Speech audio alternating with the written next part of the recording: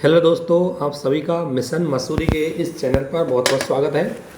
और आज हम पॉलिटी की इसी श्रृंखला में, जो हम पॉलिटी पढ़ रहे थे, इसी श्रृंखला में आज हम आगे बढ़ते हुए आज हम भारत शासन अधिनियम 1858 को पढ़ेंगे। क्योंकि अभी तक हमने जितनी भी चीज़ें देखी थी वो ध्यान रखा। मैं आपसे फिर कहना चाहता हूँ, आपको दो चीज़ों पर ज़्यादा फोकस करना है, कॉन्सेप्ट प्लस फैक्ट। ठीक है ना। तो देखो, कॉन्सेप्ट का मतलब क्या होता है कि हाउ, अगर आप कोई चीज़ को डिफाइन करो तो एक होता है वो क्या, एक होता है क्यों, और एक होता है कैसे। अगर मैं बात करूँ तो कैसे जो शब्द होता है ना, ये कॉन्सेप्ट होता है, और ये भी कॉन्सेप्ट आता है, और जो क्या होता है ये फैक्ट होता है। ठीक है। तो आपको कोई चीज़ पढ़नी है तो उस चीज़ को ध्यान रखना, बहुत ही आराम से पढ़ना और बहुत ही धैर्य के साथ उसको समझने की कोशिश करना। क्योंकि इस चीज़ जर्नी में आपको दो चीज़ ध्यान रखना। एक आपकी सबसे महत्वपूर्ण पार्ट होगा थिंकिंग बढ़ानी है आपको, तो सोच के हर चीज़ को लेके चलना है। तो अब हम 1853 के अधिनियम तक हम चीज़ें पढ़ ली हमने कि कैसे क्या क्या प्रोविज़न आए, उनके क्या क्या वो है। और जो मेंस का सवाल है वो नॉर्मली इनसे कम पूछ जाता है, वो ज़्यादातर 1919 का एक्ट और 1935 के एक्ट से पूछा जाता है। लेकिन प्रीलिम्स के सवाल है वो यहाँ से बनते हैं। प्रीलिम्स के जो क्वेश्चन आते हैं वो यहाँ से, इनके जो इम्पोर्टेंट प्रोविजंस हैं वहाँ से आता है। इंपॉर्टेंट जो प्रोविजन है इनके वहाँ से आते हैं प्रीलिम्स के सवाल। ठीक है। तो इसी संदर्भ में हम भारत शासन अधिनियम, जैसा कि मैंने आपको बताया था कि कोई भी एक्ट पढ़ना है तो उसके क्या उद्देश्य थे, क्या बैकग्राउंड थे, उसी के बाद वो आता है। तो इसी संदर्भ में देखें 1858 का जो अधिनियम है, 1858 के अधिनियम की अगर हम बात देखें तो इस समय सिचुएशन क्या थी आपको पता है। 1858 का अधिनियम, एक चीज़ और ध्यान रखना, अभी तक जो अधिनियम थे वो या तो चार्टर एक्ट के नाम से जाने जाएंगे या एक्ट के नाम से जाने जाएंगे, लेकिन भारत शासन अधिनियम पहली बार 1858 को जाना जाता है भारत शासन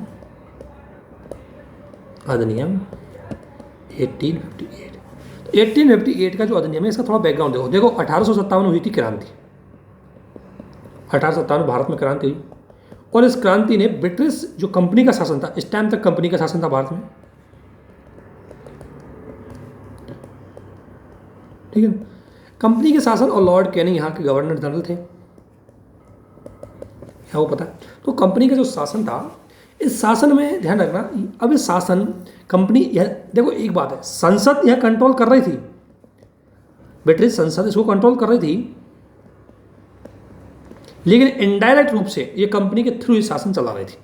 तो बीच में कंपनी ही पूरा भारत में करता धरता थी।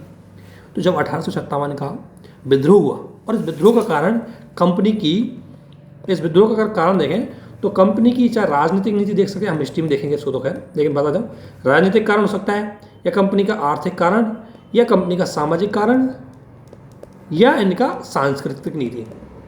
ठीक है ना। ये चीज़ है, ये विद्रोह का कारण बनी। इस विद्रोह के जो भी कारण है उनको हम इतिहास की जो सीरीज पढ़ते हैं, सीरीज कर रहे हैं, इतिहास की जो श्रृंखला हमारी चल रही है उसमें हम विस्तार से देखेंगे कि आखिरकार क्या पॉलिटिकल रीजन थे, क्या इकोनॉमिक रीजन थे। लेकिन कंपनी की ये रीजन से 1857 का जो विद्रोह हुआ था वो इतना तीव्र था कि एक समय तो अंग्रेज़ों को भारत छोड़ना पड़ ही रहा था, लेकिन उसमें कुछ भारतीय जो राजा थे उनका समर्थन मिलने की वजह से उन्होंने विद्रोह आसानी से दबा दिया।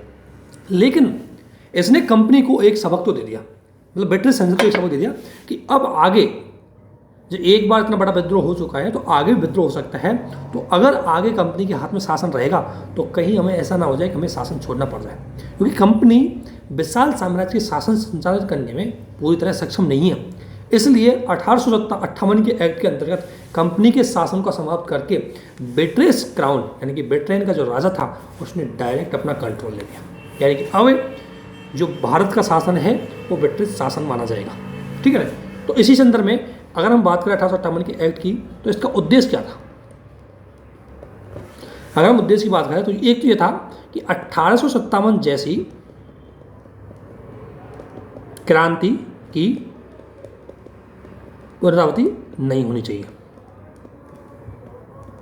अगर आपको इसको एक चीज़ बताऊं, 1857 जैसी क्रांति की पुनरावृत्ति नहीं होनी चाहिए, इसका क्या कारण था कि 1857 क्रांति के देखो ये रीजन तो थे कि इनकी सांस्कृतिक राजनीतिक, ये जो भी पॉलिसी नीतियाँ थी तो इनको पता है कि जैसे सामाजिक नीतियों में अगर बात करें तो उन्होंने समाज सुधार किया। तो भारतीय जो रूढ़िवादी थे उन्होंने कहा था कि हमारे संस्कृति हमारे धर्म के साथ खेल रहे हैं। तो फिर कंपनी ने, ब्रिटिश संसद ने इस बात से सबक लिया कि क्यों ऐसे मामलों में हस्तक्षेप करें।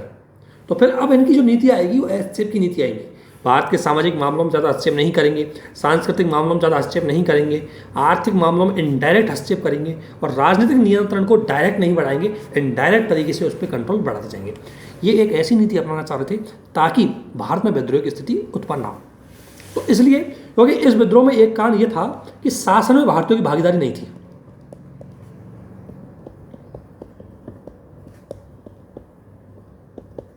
भागीदारी क्योंकि अगर मान लें कि भारतीयों को कोई बात बुरी लग रही है, तो अगर भारत का रिप्रेजेंटेशन होता है, इसमें भारत का अगर प्रतिनिधित्व होता, तो वो उनके माध्यम से अंग्रेजों से बात करके मामले को निपटा लेता। जैसे मान लें अगर कोई कर लगा रहे हैं तो कर, अंग्रेज अगर कर लगा रहे हैं तो भारतीय कोई प्रतिनिधि होता तो ब्रिटिश सरकार से बोला कि कर को थोड़ा तार्किक बनाया जाए, नहीं तो विद्रोह हो जाएगा। तो ऐसा विद्रोह नहीं होता। लेकिन चूंकि भारतीयों की जो भारत में आप शासन कर रहे हो और भारतीय ही शासन भागीदार नहीं है, तो भारतीयों की समस्याओं से तुम पूरी तरह अवगत नहीं हो, और जब समस्या बहुत ज़्यादा बढ़ेगी तो विद्रोह का ही कन्वर्ट होंगी। तो इसलिए अब इनके जितने भी एक्ट आएंगे उसमें सीमित ही सही, परंतु ये भारतीयों की भागीदारी बढ़ाएंगे, भारतीयों को राजनीतिक प्रतिनिधित्व देंगे, चाहे धीरे धीरे देंगे।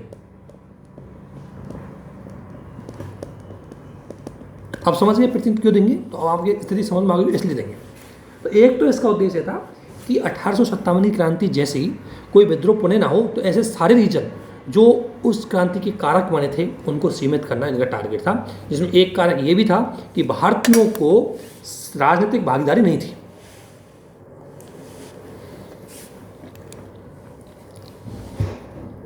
इसके बाद इसका एक और उद्देश्य था दूसरा, प्रशासनिक व्यवस्था को, जो प्रशासन है,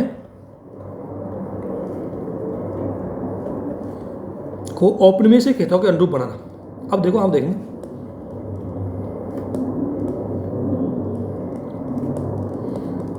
औपनिवेशिक हितों का अनुरूप मतलब है प्रशासन को ज्यादा मजबूत बनाना, क्योंकि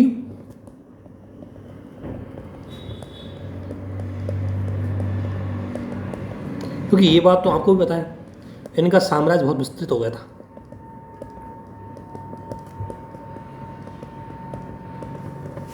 क्योंकि इनका जो साम्राज्य है वो बहुत ही ज़्यादा विस्तृत हो गया था।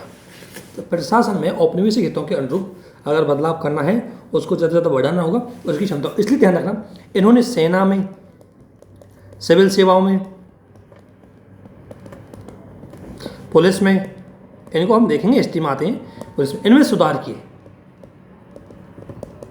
और देखो, सिविल सेवाओं धीरे धीरे भारतीयों की भागीदारी बढ़ा देते हैं। सेना में इन्होंने क्या किया कि जो जहां महत्वपूर्ण और सेंसिटिव पद थे उनको तो यूरोपियों को दे दिया,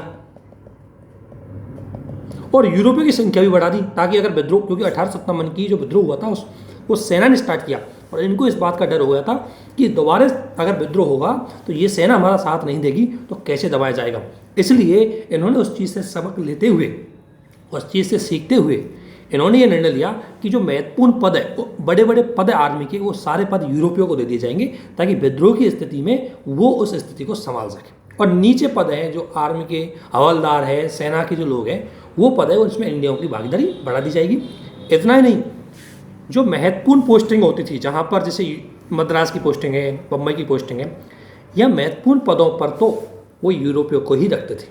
भारतीयों की सेना को उसने सीमित कर दिया। इतना ही नहीं, भारतीयों की जो सेना थी, भारतीय लोग शामिल होते थे, उनको जातियों के आधार पर रेजिमेंट बना दी। सिख रेजिमेंट, जाट रेजिमेंट, प्रतिहार रेजिमेंट, गुर्जर रेजिमेंट, इतनी रेजिमेंट बना दी ताकि सिख रेजिमेंट सिखों के प्रति जाते रहे, अगर दोनों रेजिमेंटों में आपस, ताकि दोनों रेजिमेंट आपस में मिले ना, तो अगर कभी विद्रोह हो तो सिख अलगाववादी हो जाए, सिख अलग हो जाएंगे, जाट अलग हो जाएंगे, ताकि डिस्प्यूट खड़ा ना हो।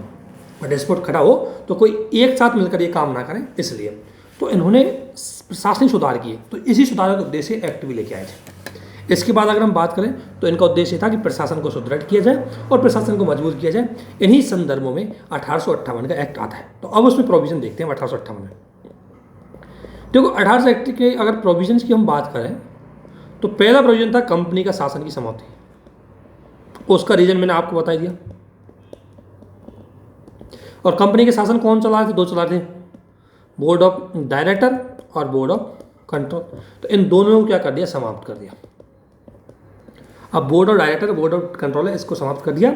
और अब प्रत्येक शासन किसके हाथ में आ गया, प्रत्येक शासन आ गया किसके हाथ में, प्रत्येक शासन आ गया था किसमें, बेट्रिस सम्राट के हाथ में।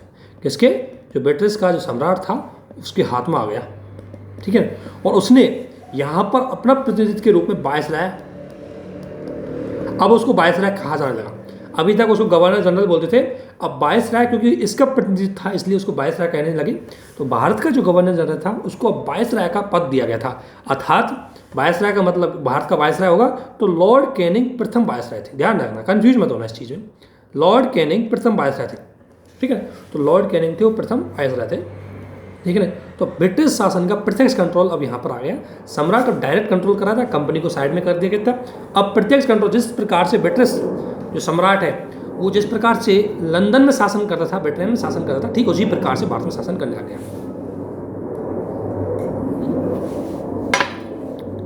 दो प्रोविजन आपके समझ में आ गए, प्रोविजनों का कारण आपको समझ में आ गया होगा। इसी संदर्भ तीसरे प्रोविजन पे जाते हैं। तो जब बोर्ड ऑफ डायरेक्टर और बोर्ड ऑफ कंट्रोल हटा दी तो वायसराय की सलाह के लिए यहाँ भारत में संचालन करने के लिए कुछ तो होना चाहिए, इसलिए यहाँ पर एक नया पद लिया जिसे बोला गया भारत सचिव। एक भारत सचिव पद आया। अरे भारत सचिव कौन होता था, ये कैबिनेट सदस्य होता था। जैसे अपने आज जैसे पर्यावरण मिनिस्टर होता है, जैसे अपने शिक्षा मिनिस्ट्री है, इसी प्रकार से ब्रिटेन में एक मिनिस्टर ऑफ पद होता था जिसे बोलते थे भारत सचिव, सेक्रेटरी ऑफ इंडिया। तो भारत सचिव पद है, सेक्रेटरी ऑफ इंडिया है, ये ब्रिटिश कैबिनेट का एक सदस्य था। अर्थात ये ब्रिटिश कैबिनेट का सदस्य तो किसके प्रति उत्तरदायी होगा, आपको पता है। जब मंत्रिपरिषद के सदस्य किसके प्रति उत्तरदायी होंगे, तो ये ब्रिटिश संसद के प्रति उत्तरदायी था। किसके प्रति, ब्रिटिश संसद के प्रति। और क्यों था, क्योंकि ऑब्वियसली मंत्रिपरिषद का सदस्य था। तो मंत्रिपरिषद सदस्य संसदीय शासन प्रणाली के अंतर्गत संसद के प्रति उत्तरदायी होते हैं, तो ये भी ब्रिटेन के संसद के प्रति उत्तरदायी था। इसके अलावा इसकी सलाह के लिए एक भारत सचिव की सलाह के लिए एक भारत परिषद का बनाई गई थी। ये शुरू में 15 सदस्य थी, ध्यान रखना, जो भारत सचिव की सलाह देगी। ध्यान रखना, वायसराय अपना काम कर रहा था, वायसराय की परिषद अपना काम कर रही थी, वायसराय की विधि परिषद अपना काम कर रही थी, लेकिन उन सबको रेगुलेट करने के लिए भारत सचिव आया था और भारत सचिव की सलाह करने के लिए भारत परिषद आई थी, ठीक है ना। इसके अलावा ध्यान रखना ये चीज़ हो गई इसमें। अब कह सकते हैं कि इसके माध्यम से हम एक तरह से कार्यपालिका की तरह काम कर रहे थे, कार्यपालिका की तरह इनकी भूमिका थी, ठीक है। तो 1858 के एक्ट के मुख्य प्रोविजन तो यही थे, बाकी और प्रोविजन थे, लेकिन मुख्य प्रोविजन ये थे कि एक तो ब्रिटिश कंपनी के शासन को समाप्ति कर दिया था। इसके बाद 1861 का 3 साल बाद एक्ट आता है दोबारा से इनका, 1861 का भारत परिषद अधिनियम।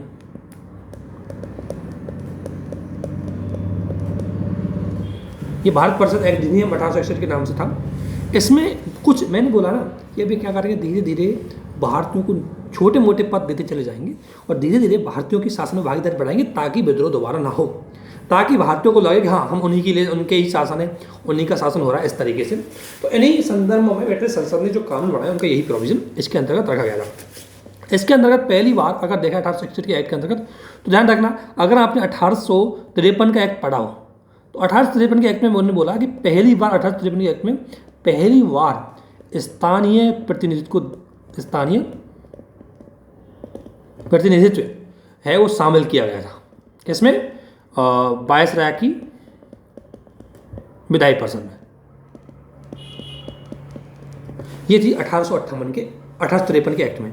लेकिन मैंने बोला ये लोकल गवर्नमेंट, लोकल रिप्रेजेंटेशन था। ये लोकल रिप्रेजेंटेशन क्या था, यानी कि आगरा, मुंबई, दिल्ली और मद्रास, यहाँ के जो इनके ही ब्रिटिश यूरोपीय ही लोग थे उन्हीं को ये प्रेजेंटेशन दिया, जो इनके शासन संचालन में, मतलब आगरा को दे दिया कि हाँ भाई आगरा का एक प्रतिनिधि आ जाएगा जो यहाँ की जो वायसराय की परिषद है उसमें शामिल किया जाएगा। तो लोकल गवर्नमेंट, जो लोकल रिप्रेजेंटेशन ये अलग बात थी। 1858 के एक्ट में भारतीय प्रतिनिधित्व दिया गया था, भारतीयों को प्रतिनिधित्व दिया गया। ध्यान रखना ये जो स्थानीय, इसका मतलब यह सोचना भारतीयों को दे दिया गया, यहाँ भारतीयों को नहीं दिया था, या भारत में शासन करने वालों को दिया गया था, लेकिन भारतीयों को प्रतिनिधित्व सबसे पहले कब दिया गया था, 1858 के एक्ट में। कब दिया गया था, 1858 के एक्ट में।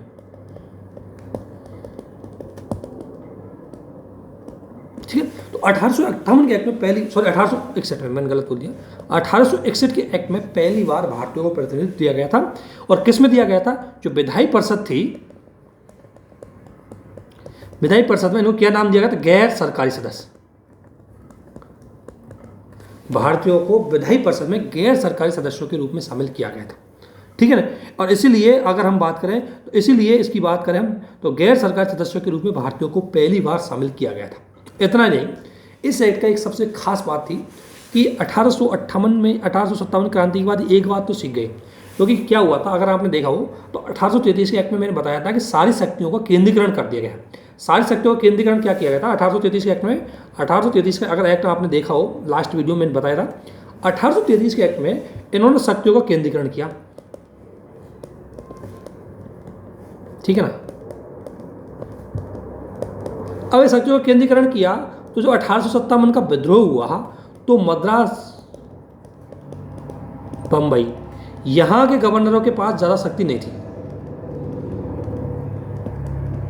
तो इससे क्या है कि विद्रोह को दबाने में थोड़ा अक्षम हो गए। ये विद्रोह को नहीं दबा पाए, इनको कलकत्ता से सहायता लेनी, विद्रोह को नहीं दबा पाए। तो इसी से सीख लेते हुए इन्होंने क्या किया, 1861 के एक्ट में शक्ति विकेंद्रीकरण कर दिया। ध्यान रखना, शक्ति विकेंद्रीकरण कब किया गया था? 1861 के एक्ट में। और शक्ति केंद्रीकरण कब किया था? पूर्ण रूप से 1833 के एक्ट में शक्ति विकेंद्रीकरण किया। और बंबई और मद्रास, यहाँ का जो गवर्नर प्लस उसकी विधायी परिषद थी, गवर्नर प्लस उसकी विधायी परिषद थी, उसकी परिषद थी, उसको वापस सारे विधि बनाने की शक्ति, उनको इम्प्लीमेंट करने की शक्ति, वो सारी इनको सौंप दी, इनको शक्ति दे दी,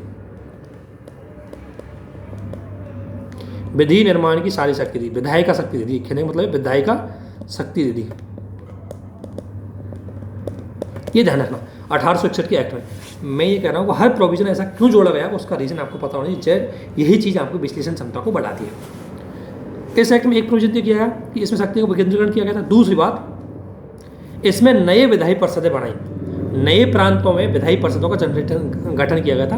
पहले आपको पता, पहले विधायी परिषद 3-4 स्टेटों में थी, एक था बंगाल, एक था मद्रास और एक था अपना बम्बई।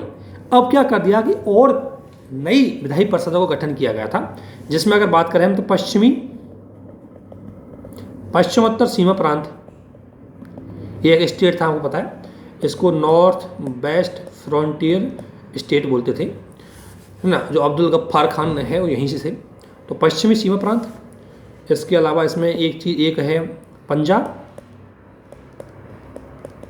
ठीक है ना। और एक दो और थे, इनको क्या किया, यहाँ पहली बार इनको क्या दिया, विधायी परिषद बनाएगी,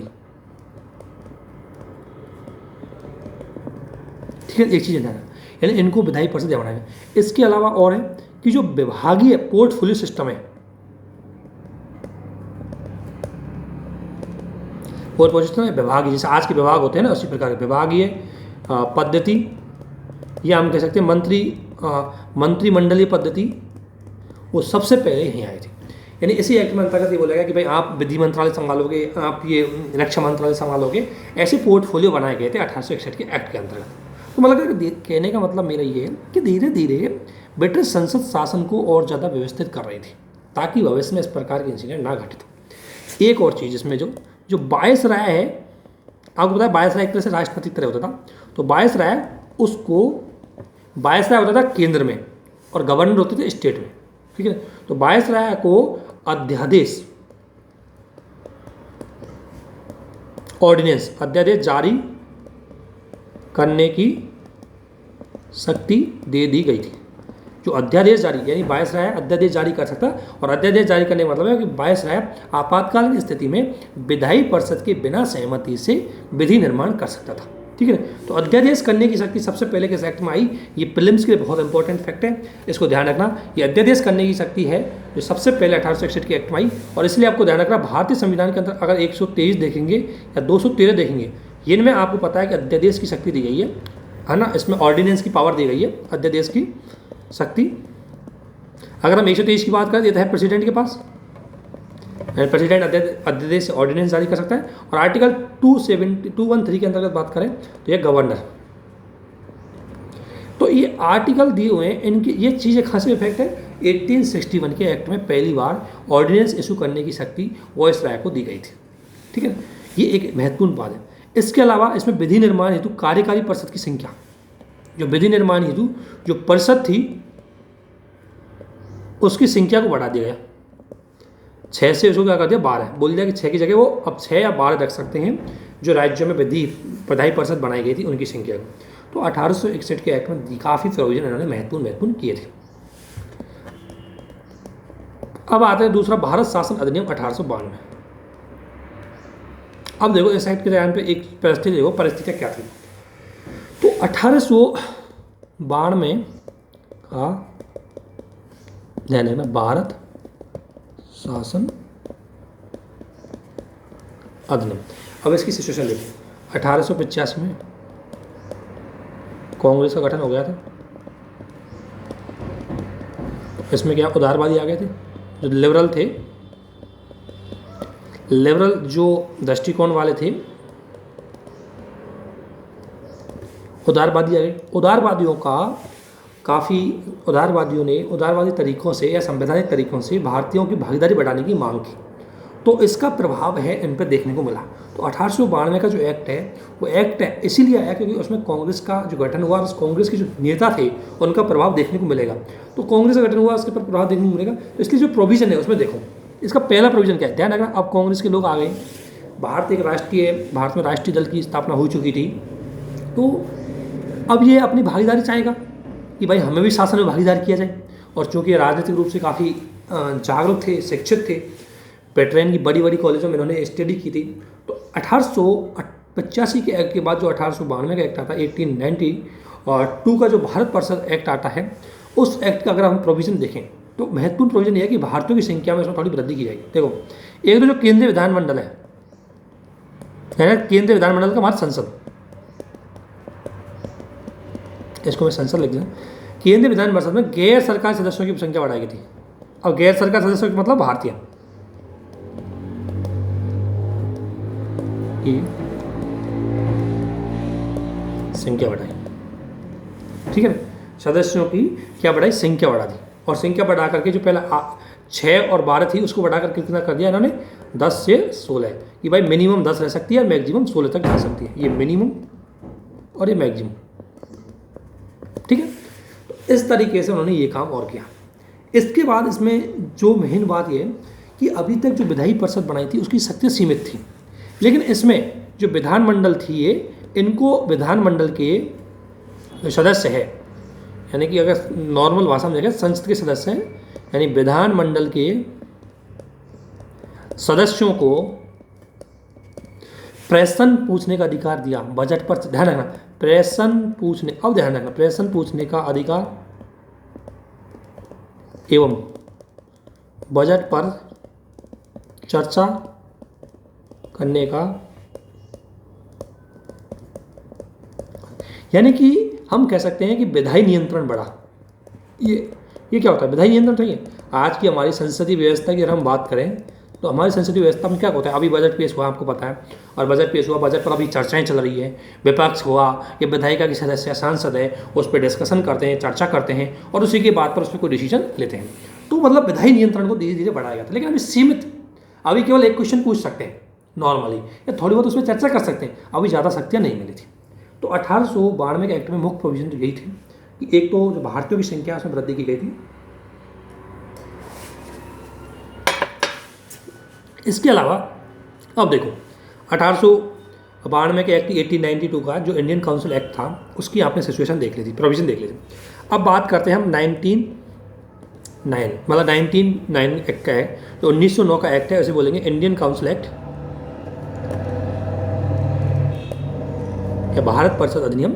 अब देखो इसका बैकग्राउंड देखो थोड़ा सा, है ना। मॉर्ले और मिंटो, लॉर्ड मार्ले भारत के वायसराय थे और मिंटो भारत के सचिव थे, ये ध्यान रखना। सॉरी मैंने गलत बोल दिया, लॉर्ड मार्ले भारत के सचिव थे और लॉर्ड मिंटो भारत के वायसराय थे, ठीक है ना। तो इसको इसलिए इसको नाम जाना जाता है लॉर्ड मार्ले मिंटो।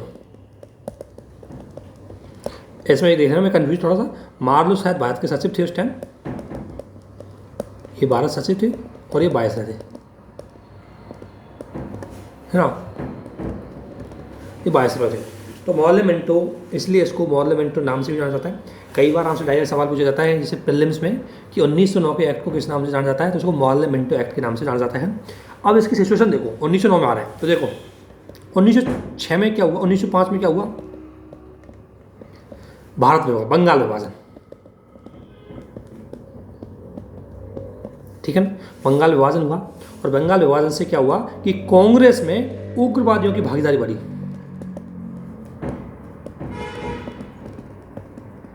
उनकी लोकप्रियता बढ़ी, जिसमें आप बाल, पाल और लाल, ये तीनों का नाम जानते होंगे, बाल गंगाधर तिलक, विपिन चंद्र पाल और लाला लाजपत राय, और इनकी भागीदारी बढ़ी। ये कहते हैं रेडिकल वाले थे, थोड़ा सा उग्रवादी थे, और इन्हें गर्मपंथी भी बोलते हैं। तो गर्मपंथियों का कांग्रेस में प्रभुत्व आया, और गर्मपंथियों की विचारधारा ये थी कि भाई हमें पूर्ण स्वराज चाहिए, हमें स्वराज की बात करी इन्होंने कि हमें हमारा शासन चाहिए, और इसीलिए इन्होंने, इनके तरीके भी अलग थे, इनके पद्धति भी अलग थी। हालांकि हम जो हमारी आधुनिक भारत की जो हमारी सीरीज चल रही है उसमें हम इसको अच्छे से डिस्कशन करेंगे कि क्या विचारधारा थी, लेकिन उग्र ध्यान रखना 1905 में बंगाल विभाजन हुआ, और इस बंगाल विभाजन में उग्रवादियों की लोकप्रियता ज़्यादा बढ़ गई थी, उग्रवादी थे, इनकी लोकप्रियता ज़्यादा बढ़ गई थी।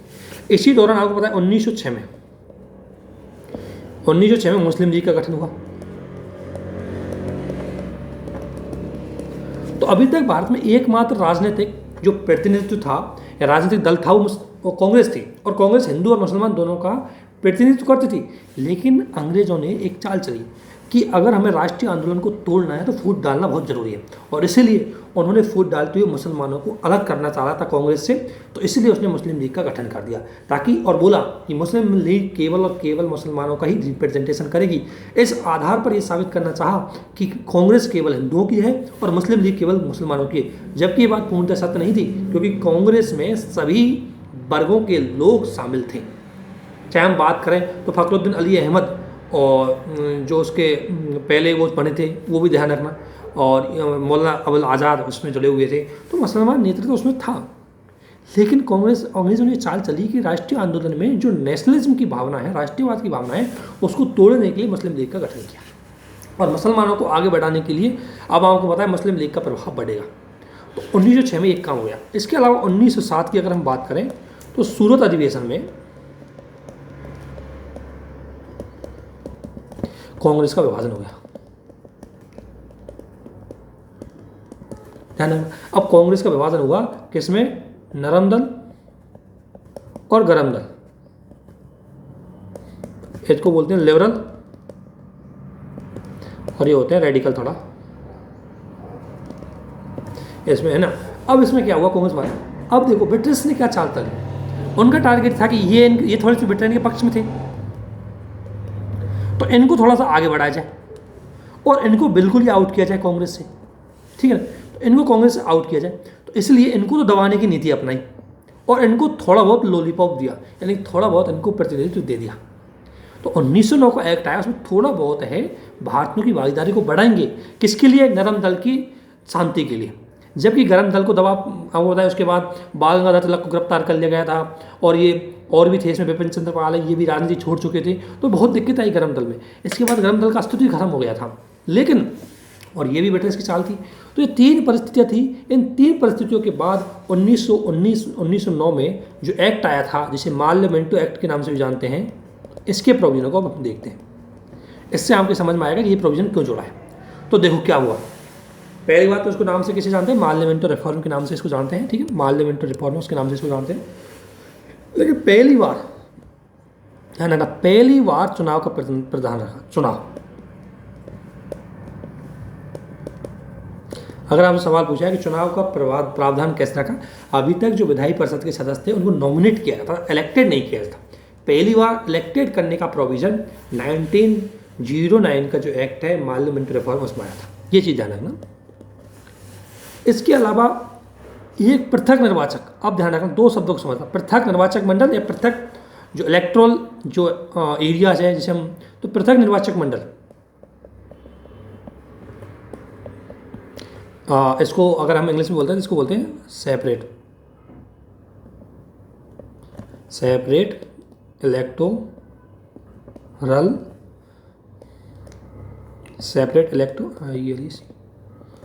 इलेक्टोरल और स्कूल। तो पृथक निर्वाचक जो मंडल है, सेपरेट इलेक्टोरल स्कूल, इसका प्रोविज़न पहली बार, इसको समझाऊंगा ये क्या होता है। इसका प्रोविज़न पहली बार 1909 के एक्ट में आता है, यानी कि पहली बार 1909 का जो एक्ट है उसमें पृथक निर्वाचिका की बात आती है, ठीक है ना। तो पृथक निर्वाचिका का जो पहला प्रोविज़न है वो SEPART, सेपरेट जो इलेक्टोरल जो स्कूल है, ये पृथक निर्वाचक मंडल है, उसका पहली बार प्रोविज़न है वो आया था 1909 में एक्ट में, और केवल मुसलमानों के लिए। किसके आया था? केवल मुसलमानों के लिए। अब इसका मतलब क्या होता है? देखो, किसी को दो तरीके प्रोविजन होते हैं। एक होता है संयुक्त निर्वाचक मंडल और एक होता है पृथक। संयुक्त में क्या होता है, जैसे संयुक्त मान लो कोई समाज का वंचित वर्ग है, पिछड़ा हुआ है, तो उसके लिए रिजर्वेशन की व्यवस्था करते हैं अगर उसका प्रतिनिधि देना है तो। अब रिजर्वेशन क्या होता है, जैसे मान लो ST SC को सीट दी जाती है, तो किसी क्षेत्र विशेष से ST का कैंडिडेट तो खड़ा होगा, लेकिन उसको वोटिंग सभी करेंगे, सभी वर्ग की वोटिंग करेंगे। यानी कि संयुक्त निर्वाचक मंडल में क्या होता है कि सभी व्यक्तियों को वोटिंग का अधिकार होता है, चाहे प्रतिनिधित्व किसी का हो, चाहे वहाँ से सीट किसी के लिए अलॉट हुई हो। सेपरेट में क्या होता है कि केवल ये था कि केवल जिसके लिए सीट अलॉट हुई है, सीट जिसके लिए अलॉट हुई है,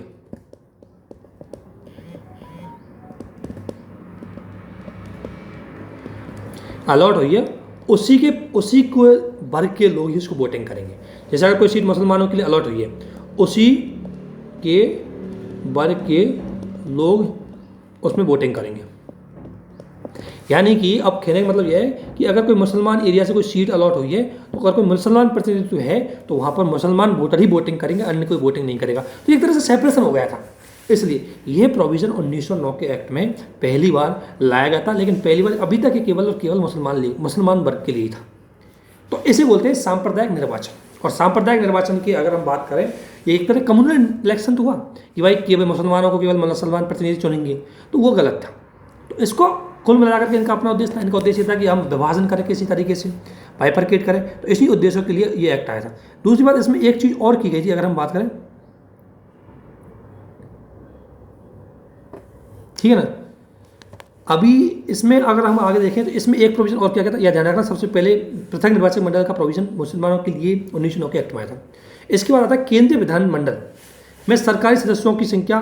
देखो, केंद्रीय जो विधानमंडल थी, अब केंद्रीय विधानमंडल का मतलब है, दूसरे शब्दों में समझो, संसद। केंद्रीय विधानमंडल सदस्यों की संख्या बढ़ाई,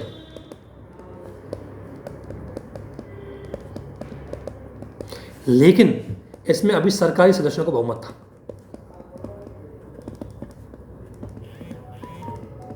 सरकारी सदस्यों का बहुमत का मतलब यह है कि इसमें अभी ब्रिटिश लोग ज़्यादा शामिल थे, भारतीयों की भागीदारी बहुत सीमित थी। दूसरा प्रोविजन क्या किया गया था, इसमें राज्य जो विधान परिषद थी, राज्यों में जो विधायिका थी, है ना, उनमें सदस्यों की संख्या बढ़ाई, उनमें भी बढ़ाई सदस्यों की संख्या, ठीक है ना। लेकिन इसमें किया क्या था, देखो, ये भारतीयों की भागीदारी करेंगे, लेकिन निचले स्तर पर भारतीयों की भागीदारी ज़्यादा पहले बढ़ाएंगे, उच्च स्तर पर अभी अपने कंट्रोल में ही रखेंगे सारी चीज़ों को। तो राज्य चूँकि सेंटर के कंट्रोल में था, इसलिए राज्यों की विधायी परिषदों में भारतीयों की संख्या बढ़ा दी, और गैर सरकारी सदस्य थे, गैर सरकारी सदस्यों को इनमें बहुमत। ध्यान रखना, केंद्रीय विधानमंडल में अभी सरकारी सदस्यों को ही बहुमत था, लेकिन राज्य विधान परिषद थी, उसमें गैर सरकारी सदस्यों को बहुमत था, इनकी संख्या ज़्यादा बढ़ा दी। अर्थात अब इसमें गैर सरकारी सदस्य ज़्यादा थे, सरकारी सदस्य कम थे राज्य विधानमंडल में। ये चीज़ आपको ध्यान रखना। दूसरी बात, जो विधान परिषद विधानमंडलें थी, इनको शक्ति, जो प्रश्न पूछने की शक्ति है, उसका विस्तार किया, इनकी शक्तियों का विस्तार किया।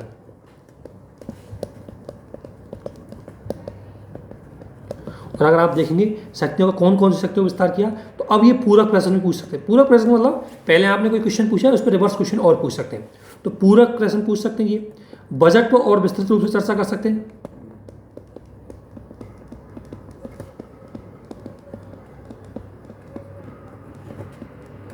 जबकि ये प्रोविजन पहले नहीं था, बजट में पहले सीमित चर्चा थी, तो इसमें उसकी संख्या बढ़ाई गई थी। इतना ही नहीं, अभी तक भारतीयों की जो भागीदारी ये कर रहे थे वो केवल और केवल विधायिका में थी। पहली बार भारतीयों को कार्यपालिका यानी वायसराय की जो कार्यकारी परिषद थी, यानी कि पहली बार भारतीयों को वायसराय की कार्यकारी परिषद मतलब एक तरह से कार्यपाली जो परिषद थी उसमें शामिल किया गया था। ध्यान रखना, विधायिका में तो पहली बार स्थानीय प्रतिनिधि भारतीय प्रतिनिधि 1861 के एक्ट में आ गया था, और चुनाव और जो उसके बाद 1892 में उनकी सदस्य संख्या बढ़ाई, 1909 में उनकी संख्या और बढ़ाई गई थी। लेकिन कार्यपालिका में पहली बार अगर हम बात करें वायसराय कार्यकारी में पहली बार भारतीयों को शामिल किया गया था, 1909 के एक्ट में किया गया था। और सत्येंद्र प्रसाद सिन्हा कौन थे? सत्येंद्र प्रसाद सिन्हा थे, और इनको विधि मंत्री बनाया गया था। ठीक है ना, तो ये चीज़ आपको ध्यान रखनी है, ये प्रोविजन इसके मोस्ट इनको ध्यान रखना। इसके बाद अगर हम बात करते हैं 1919 के एक्ट की,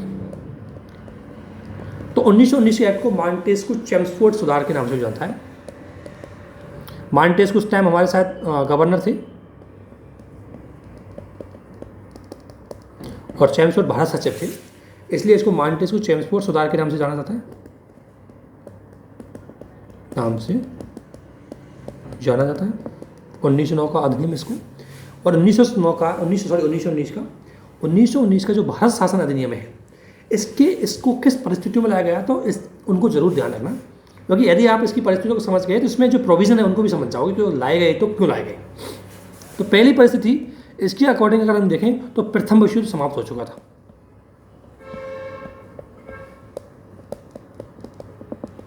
अब देखो, प्रथम विश्व युद्ध की समाप्ति हो गई, तो चूंकि फर्स्ट जो वर्ल्ड वार था, इसमें क्या है कि ब्रिटिश का भारतीयों ने समर्थन किया।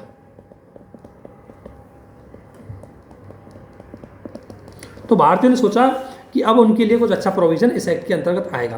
तो एक तो भारतीयों की आशाओं के अनुरूप, क्योंकि जब प्रथम विश्व युद्ध समाप्त हो गया था तो ब्रिटिश संसद भी भारत में अपना कुछ स्ट्रक्चरल चेंज करना चाहती थी, तो इसलिए एक तो ये लाया। दूसरी बात, इस दौरान भारत में होम रूल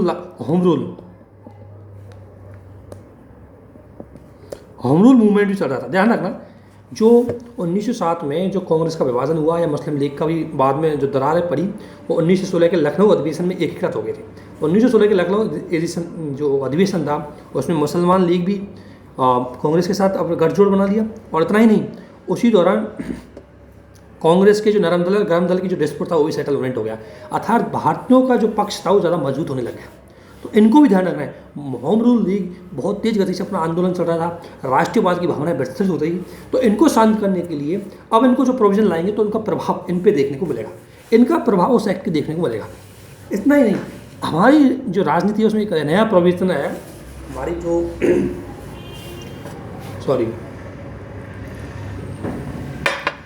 इतना ही नहीं, अगर आप देखोगे एक चीज़ और है, इतना ही नहीं, गांधी जी की राजनीति में एंटर कर गए थे।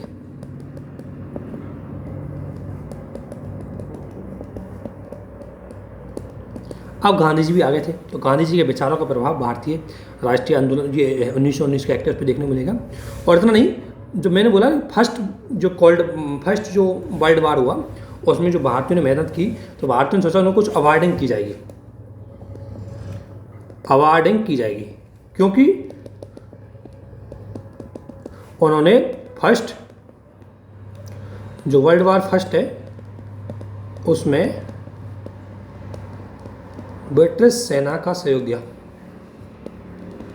और गांधी जी ने भी बोला था कि भारतीयों को ब्रिटिश सेना का सहयोग देना चाहिए। तो इस आधार पर हमें आशा थी कि कोई अच्छा काम ही आएगा। इन सिचुएशन के ध्यान में रखते हुए 1919 का इंडियन रूल एक्ट आया था, उसके प्रोविजन अब हम देखते हैं। तो प्रोविजन क्या था, देखो अभी तक भारत में केंद्रीकृत शासन चल रहा था, यानी केंद्रीय विधानमंडल के पास सारी शक्तियाँ थी विधायी निर्माण की, सीमित आधार पर कुछ शक्तियाँ हैं राज्यों को सौंप रखी थी। लेकिन इसमें क्या हुआ कि पहली बार प्रांतों में उत्तरदायी सरकार आई।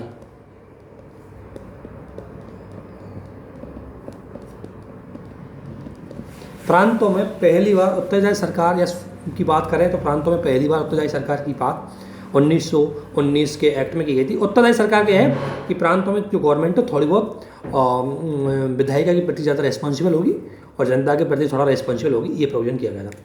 पहली बार प्रांतों में उत्तरदायी सरकार है वो इसी में आई। और इतना नहीं, इसमें एक चीज़ है, प्रांतों को स्वायत्ता दी।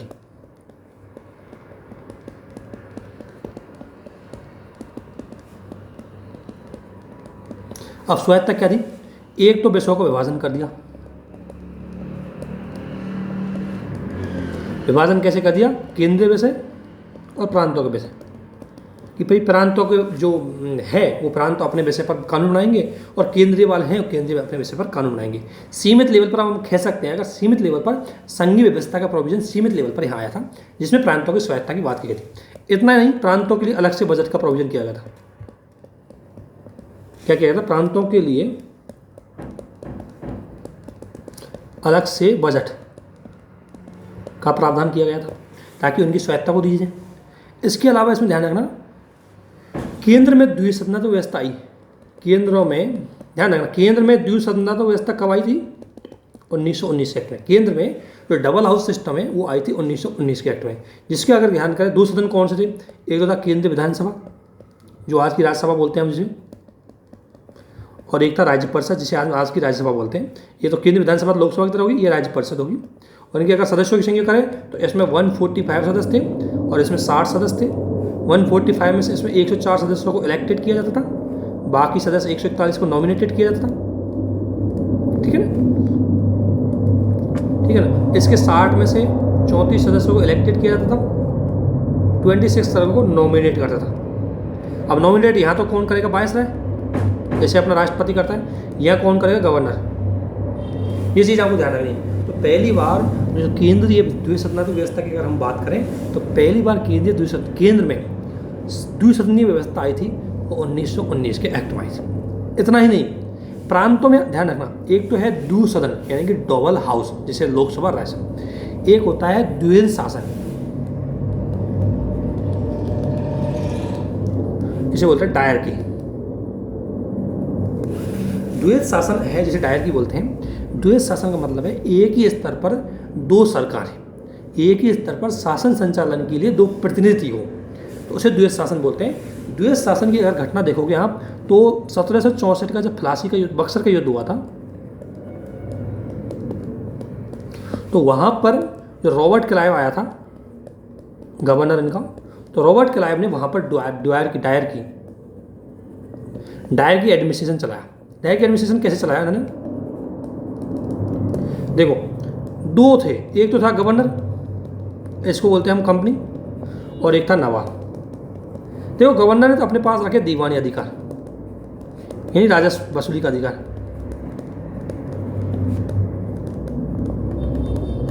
और इसने रखे और नवाब के पास क्या सोच दिए? भाई शासन व्यवस्था तू बनाए रखना। अब देखो, अगर आपने हिस्ट्री में चीज़ें समझी होगी तो ये जो रॉबर्ट क्लाइव आया था उस टाइम अंग्रेज वणिकवादी नीति से प्रभावित थे। वणिकवादी नीति इनकी चल रही थी, जिसके अंदर ये था कि कम से कम खर्च किया जाए और ज़्यादा से ज़्यादा व्यापार में निवेश किया जाए। अब आपको पता है शासन संचालन करने के लिए खर्च करना पड़ता है ज़्यादा, तो शासन संचालन की जिम्मेदारी तो सौंप दी किसको? नवाब को। और जो राजस्व चाहिए वो अपने पास ले लिया। तो दो काम, दो सरकार एक जगह हुई, एक तो राजस्व वसूलेगी, एक शासन चलाएगी, तो इसे बोलते हैं डायरकी सिस्टम। इसी प्रकार का जो डायरकी सिस्टम है, ये डायरकी सिस्टम 1919 के एक्ट में आया था। कहाँ पर? प्रांतों में। प्रांतों के विषयों को दो भागों में बांट दिया। प्रांतों के विषयों को देखो, एक तो विषयों को ही दो भागों में बांटा, केंद्र में और प्रांतों, और प्रांतों के विषयों को दो भागों में बांट दिया। इसमें दो प्रकार के विषय थे, दो भागों में बांट दिया इसको। एक तो था संरक्षित विषय और एक था हस्तांतरित। संरक्षित यानी मुख्य विषय थे बहुत ज़्यादा, जिसमें हम बात कर सकते हैं दीवानी से संबंधित हो सकते हैं, सेना से संबंधित हो सकते हैं, मतलब जो भी है, और रक्षा से संबंधित हो सकते हैं। ये महत्वपूर्ण विषय थे और इसमें शासन व्यवस्था से संबंधित थे। अब इसमें क्या था? ये संरक्षित विषय में जो वायसराय गवर्नर था, यहाँ पर आपको पता है राज्य में क्या होता था? गवर्नर बिना विधायिका की, जब विधायी परिषद होते हैं, बिना विधायिका की सहमति से विधि बना सकता था। अर्थात इसमें गवर्नर है वो ज़्यादा शक्तिशाली था और ये अंग्रेजों की चाल थी। अंग्रेजों ने बोला कि देखो प्रांतों में हमने क्या कर दिया, विधायी परिषद में भारतीयों की भागीदारी बढ़ा दी, लेकिन अब भारतीय तो हमें ऐसा कोई कानून नहीं बनाने देंगे क्योंकि उनकी भागीदारी बहुत ज़्यादा है। तो उन्होंने क्या कर दिया, विषयों को दो भागों में बांट दिया कि प्रांतों के जो मुख्य विषय हैं वो तो गवर्नर को दे दिए और नॉर्मल विषय वो दे दिए विधायिका को। तो जो संरक्षित विषय है उनमें गवर्नर की शक्ति ज़्यादा होती थी, जबकि जो ये विषय हस्तांतरित इनमें क्या होता था कि गवर्नर को विधायिका से सहमति लेनी पड़ती थी।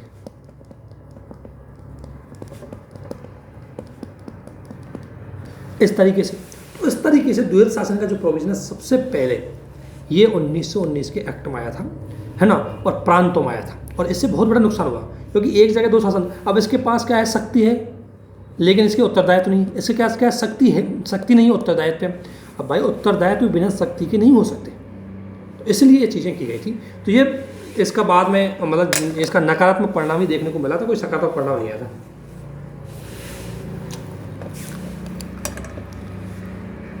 इसके बाद अगर हम देखें तो इसमें एक प्रोविजन और किया गया था। अगर हम देखें तो पहली बार देखो, प्रांतों में विधायक केंद्रीय विधानमंडल है उनकी संख्या बढ़ाई गई थी 1909 में। केंद्रीय विधानमंडल की सदस्यों की संख्या यहाँ भी बढ़ाई गई थी।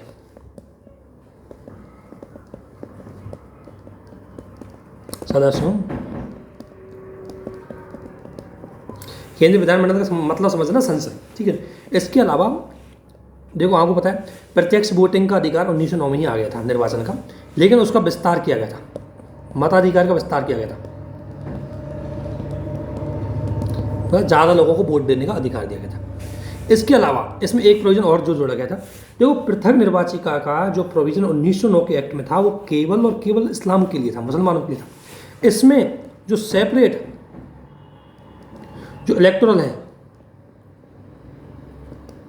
उसको विस्तार दे दिया, किसके लिए, सिखों के लिए। विस्तार दिया किसके लिए, मुसलमानों के लिए। विस्तार दिया किसके लिए, यूरोपियों के लिए। तो इस तरीके से ईसाइयों के लिए, अर्थात जो इस पृथक निर्वाचिका का जो मादा था उसको और ज़्यादा विस्तार कर दिया। हालांकि भारतीय इसके बहुत विरोधी थे कि इसको ऐसा नहीं किया जाए क्योंकि इससे हम बट रहे थे एक दूसरे से अलग अलग, इसलिए ये सेपरेशन है, इसको और ज़्यादा विस्तार किया गया था इस एक्ट के अंतर्गत। इसके बाद इसमें एक प्रोविज़न और जोड़ा गया था कि जो नरेश मंडल है, नरेश मंडल को मतलब समझे आप, जो स्टेट थे, जो हमारी रियायतें थी, उनका जो मंडल था उसका गठन किया गया था क्योंकि अब जो देशी रियासतें थी उन पे भी अंग्रेजों का फोकस हो गया था। तो देशी रियासतों को भी अब क्या करना था कि अब उन पे भी शासन को बेहतर करने के लिए उनके जो शासक है उनसे बात करने के लिए वायसराय के द्वारा नरेश मंडल का गठन किया गया था। उसकी अध्यक्षता वायसराय करता था और इस नरेश मंडल में लगभग 121 देशी रियासतें शामिल थी। और ये क्या करता था, परामर्श देता था, सिर्फ एडवाइस का देता था। ऐसा काम क्या था, एडवाइस देता था। इसकी अध्यक्षता कौन करता है, इसको ध्यान रखना, इसकी अध्यक्षता करता था वायसराय,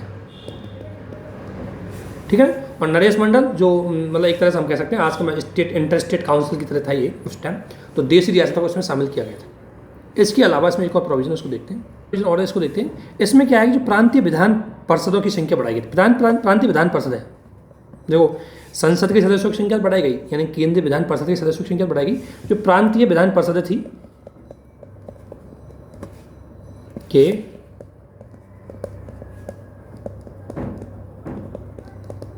बढ़ाई गई, लेकिन अलग अलग, क्योंकि अलग अलग प्रांत की जनसंख्या अलग अलग थी तो इसलिए प्रांतों की अलग अलग बताई गई थी। लेकिन बोला गया कि बड़े प्रांतों की लगभग 140 और छोटे प्रांतों की 60, यानी 60 न्यूनतम और अधिकतम 140 रखी गई थी, ठीक है। इसमें जो बात करें तो इसमें दोष थे कुछ। पहला दोष तो ये था इस एक्ट के अंतर्गत, अगर हम बात करें इस एक्ट के दोष की, अगर हम बात करें तो पहला दोष तो ये था कि केंद्र में उत्तरदायी सरकार नहीं आई जहाँ ज़रूरत थी। इसकी अगर दोष की बात करें तो केंद्र में उत्तरदायी सरकार नहीं थी, अभी उस पर कंट्रोल किसका था, ब्रिटिश का था। एक तो इसका दोष था। दूसरी बात, सबसे बड़ी बात है कि विभाजन के लिए जो सांप्रदायिक निर्वाचन प्रणाली को हम समाप्त करना चाहते थे उसका विस्तार कर दिया इन्होंने।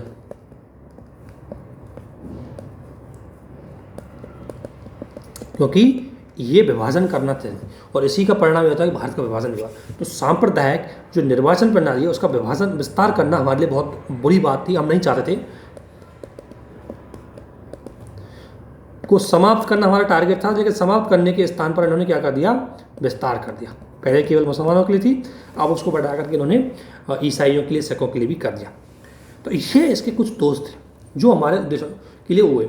इसका महत्व अगर हम देखें, थोड़ा सा महत्व अगर पूछ लिया जाए, कभी आपसे पॉजिटिव पॉइंट पूछ लिया जाए, तो महत्व है कि पहली बार ही सही, लेकिन उत्तरदायी सरकार तो आई कहाँ पर, प्रांतों में। उत्तरदायी सरकार आई, हालांकि पहली बार ही सही, लेकिन उत्तरदायी सरकार तो आई प्रांतों में। तो धीरे धीरे इससे क्या हुआ कि कहीं ना कहीं धीरे धीरे हम स्वयं शासन की ओर जा रहे थे।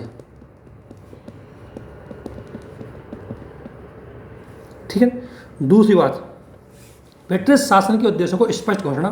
देखो, ब्रिटिश शासन है, उसके उद्देश्य तो हुए स्पष्ट कि कुछ न, ये बात तो पता लग गया हमें कि करना क्या चाहते, ठीक है। और एक बड़ी बात ये थी कि मताधिकार का विस्तार किया गया था। ये अच्छी बात है, वोटिंग का अधिकार अगर विस्तार किया गया है तो इसका मतलब लोकतंत्र मजबूत हो रहा था। तो इसमें क्या किया गया था, दूसरा मताधिकार का विस्तार किया गया था, अर्थात लोकतंत्र को बढ़ावा मिला। ठीक है। दूसरी बात, जो भारतीय सिविल सर्विस थी, इसमें मैंने प्रोविजन लिखा नहीं, सिविल जो सर्विसें थी, जो सिविल सर्विसें थी, उनमें उनको ये बोला गया कि कम से कम 50% भारतीयों की भागीदारी उसमें होनी चाहिए। तो सिविल सर्विस का भारतीयकरण इस एक्ट के अंतर्गत किया गया था।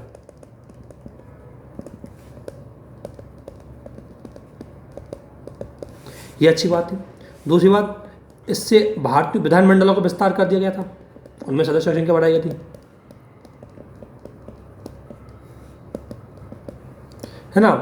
और इसके बाद स्थानीय शासन है उसकी भी वृद्धि की गई। तो इस एक्ट के बहुत सारे पॉजिटिव प्रोविजन थे जिसके अंतर्गत हमने ये काम किया। ठीक है। तो ये एक्ट बहुत इंपॉर्टेंट भी था, लेकिन इस एक्ट में कुछ कमियां थी, वो चीज़ें हमने देख ली, और कौन कौन से प्रोविजन थे उनको देखा गया। इसी संदर्भ में अब अगर हम बात करें तो 1935 के एक्ट को पढ़ेंगे। और 1935 के एक्ट की आपको परिस्थितियाँ पता ही है कि 3 गोलमेज सम्मेलन हुए। 3 गोलमेज सम्मेलन में गांधी जी ने सेकंड गोलमेज सम्मेलन में भाग लिया। इसके बाद डॉक्टर बी आर अम्बेडकर सभी सम्मेलनों में गए। तो धीरे धीरे इस एक्ट में कुछ प्रोविजन और देखने को मिलेंगे। तो 1935 का एक्ट हमारे लिए बहुत ही ज़्यादा इंपॉर्टेंट एक्ट है। इस एक्ट के प्रोविजनों को हम अच्छी तरीके से देखेंगे, एक एक को देखेंगे, और फिर इसमें एक एक चीज़ को हम आगे बढ़ेंगे।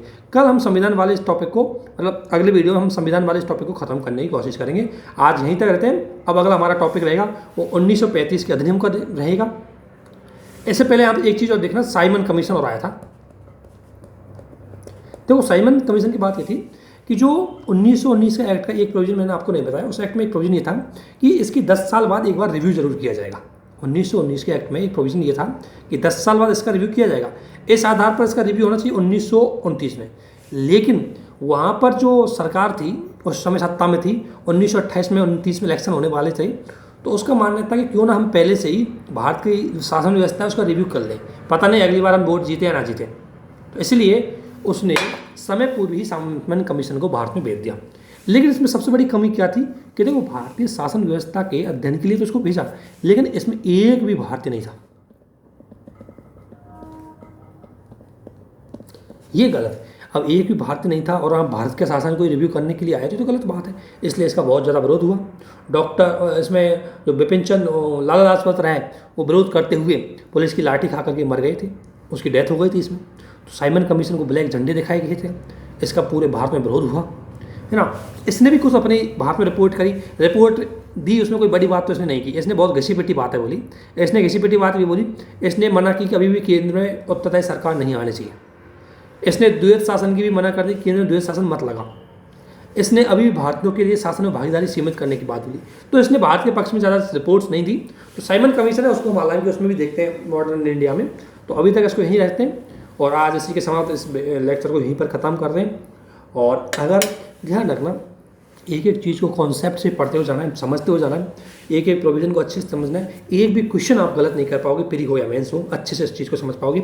और इसी के साथ इसको समाप्त करते हैं। आप अगले वीडियो में हम 1935 का जो एक्ट है उसको पढ़ेंगे, और उसको पढ़ते पढ़ते हम संविधान सभा और संविधान की विशेषताओं पर भी पहुँचेंगे। और इसके साथ थोड़ा सा क्या कि चीज़ें टाइम ले रही है, लेकिन हम कोशिश करेंगे बहुत अच्छे से इसको चलाएँ, अच्छे से आपकी मेंस और प्री कॉन्सेप्ट दोनों क्लियर हो जाए। और इन नोट्सों को बहुत ज़्यादा अपडेट किया गया है, आप इनके साथ अच्छे से और देखें। ये नोट्स हैं, काफ़ी अच्छे हैं, मतलब प्री के लिए, मेंस के लिए, दोनों के लिए। आप अच्छे सवालों के जवाब दे पाओगे और समझने की कोशिश करें। और इसी के साथ इसको समाप्त करते हैं। आप सभी को बहुत बहुत धन्यवाद। Thank you.